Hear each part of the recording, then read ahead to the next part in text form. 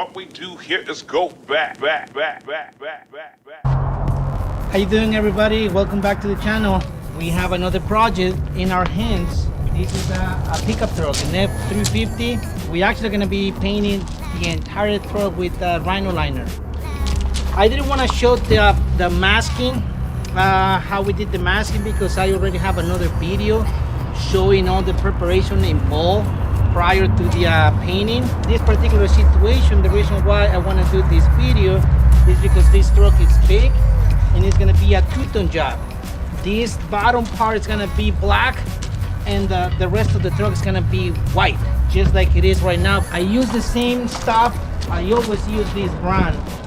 This is a really good brand. I've been working with Liner Extreme for, I want to say, 7 years, and I never had any issues with it. It's really good stuff. So this is our project. We're gonna show you guys how to do it, okay? So stay tuned.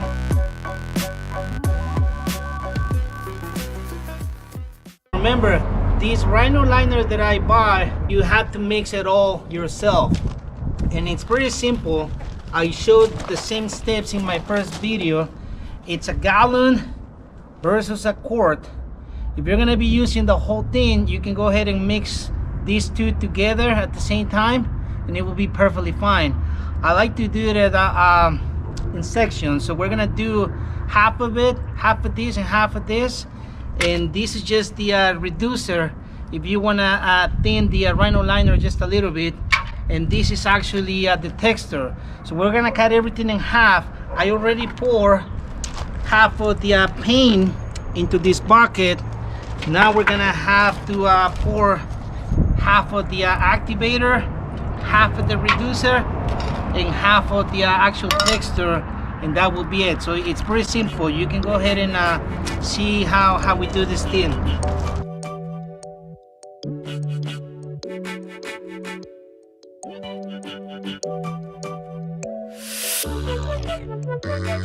It's almost half. So I want to say this much, and that completes our half. And we're gonna pour half of the reducer. All right, and then this is simple. Look, that's about half right there. So you cut it just like that in half. And now we're gonna grab our drill. And we're gonna mix this thing with the drill. And then once that container it's full, then we're gonna go ahead and put the gun right on top of it, the spray gun.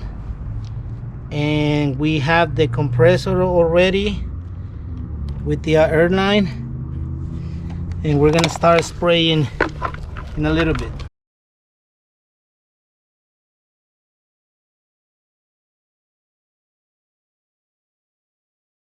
All right, guys, we have the Rhino liner in the container with the spray gun, and it's ready. This part is gonna show right, it's white, so we don't want it to show, so we're gonna have to do it black. And since the door is open, you want to make sure that you get these edges right here. And then before we close the door, make sure to get this little edge right here also, because that's gonna show.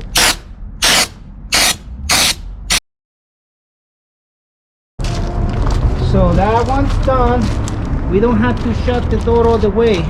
Right, that will be perfectly fine. Now we're gonna do the same thing in here.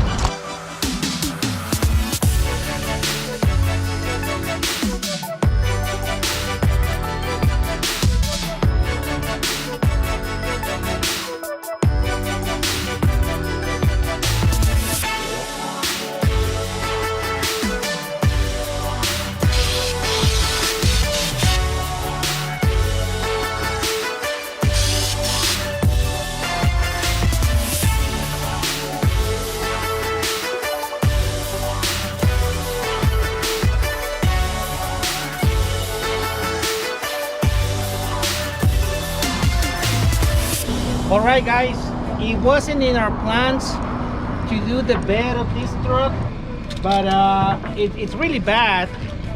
We're just gonna put an extra coat of the our Rhino liner in the bed. I'm actually gonna let him do the work because he wants to learn how to do this stuff. He's kind of like my apprentice. He's always been for years and years and years. But he's gonna go ahead and spray the bed of his truck himself. So I'm just gonna watch and have fun watching Andres doing his own bed liner.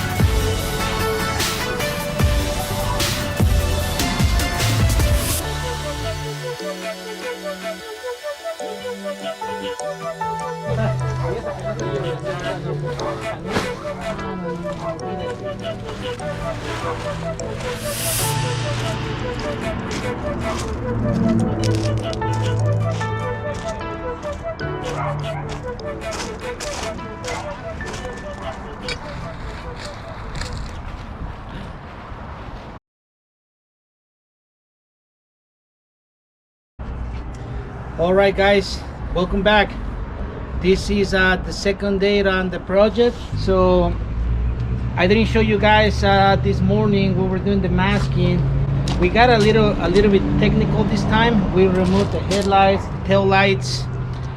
We did remove a few places from the truck because it's better to do the painting all the way around. We actually removed also the hood. The hood is on this side of the truck. We're gonna be painting the hood and the floor because it's a lot easier. We have maybe 20 more minutes worth the masking, then we will be ready to start spraying the Rhino liner.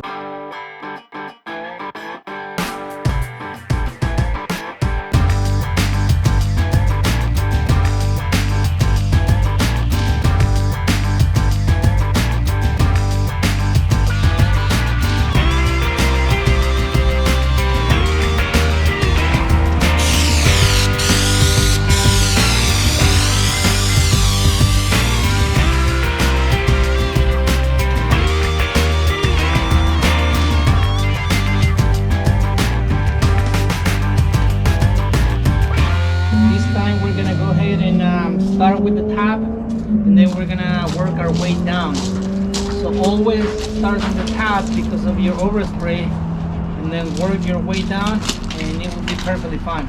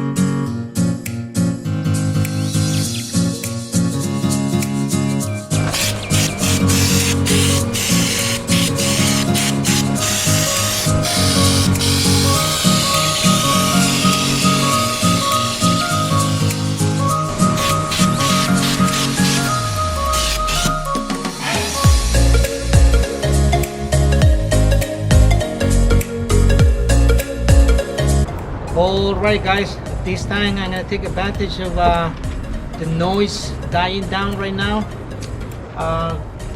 I already applied 3 coats of the Rhino liner on the stand, so it's more than enough. We're gonna go ahead and let it dry. We're gonna get rid of all this masking paper because we have to spray the clear coat later on. Alright guys, this is why I wanted to show you this. You see these little imperfections in here? I'm gonna show you how to fix that real easy.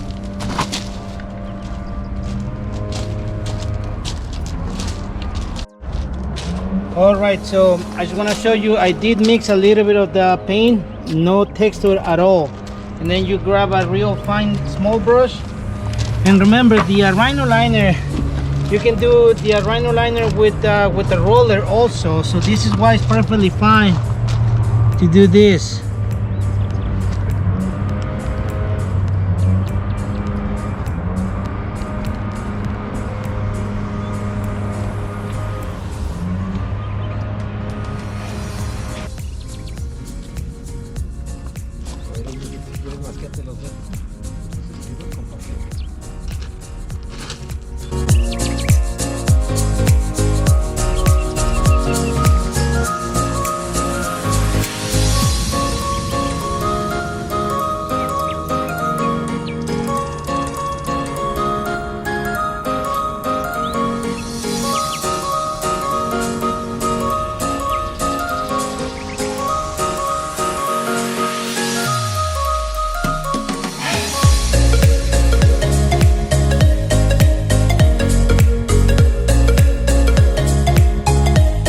Alright guys, the Rhino liner is not fully dry, meaning that I always like to do the knock down on the texture a little bit, because this might be a little bit too rough for some people.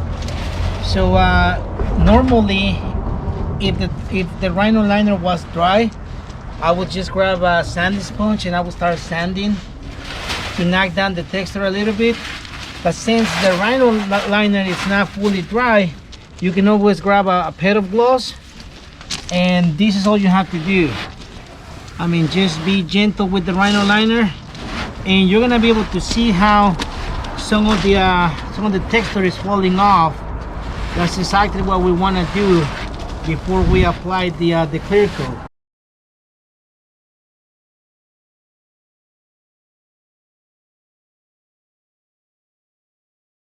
We're gonna put 2 coats of the clear coat, and it will be nice.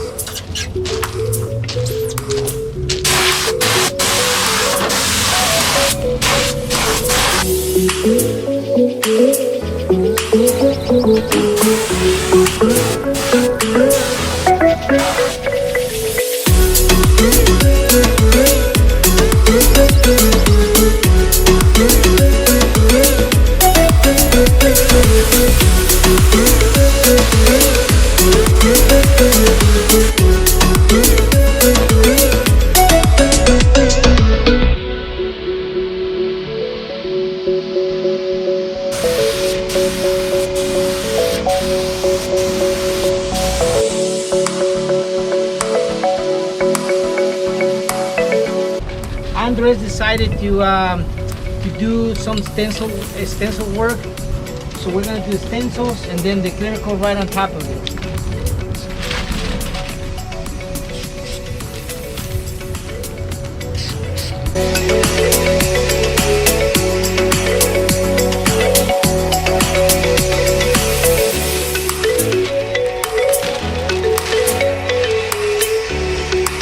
So that's it right there.